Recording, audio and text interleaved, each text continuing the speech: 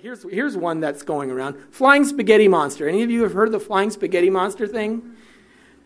A guy in 2004, I believe, on the internet came up with this brilliant idea that instead of talking about God, he would talk about the flying spaghetti monster with meatball eyes who reaches down with his noodly appendage and touches humanity. It is the flying spaghetti monster and not God that created us. Bertrand Russell's teapot. Well, his point was, you've never seen a flying spaghetti monster, but you've never seen God. So I'm just as justified in believing in a flying spaghetti monster as you are in believing God. Is that true? Absolutely not. What's the first problem with the flying spaghetti monster? He's made out of spaghetti.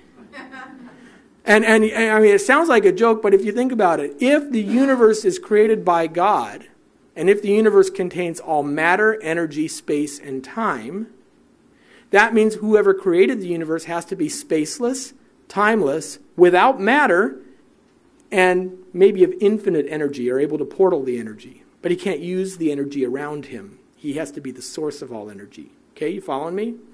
Does the flying spaghetti monster qualify as a spaceless being? No, spaghetti exists in space. Does the flying spaghetti monster qualify as a timeless being? No, his noodly appendages seem to work in time because he's flying. That means he's moving from location A to location B, which means that there is a change in his status, and that's how you define time. It's by a change in status.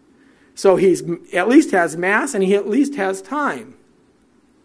And he exists in space. So he is unqualified to be the creator in at least 3 of the 4 criteria.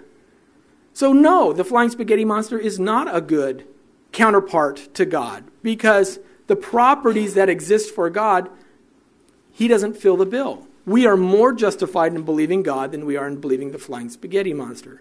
We're more justified in believing God than we are in believing in unicorns, because unicorns are not reported as historical or interacting with individuals. They're only reported as fictional and in fictional criteria.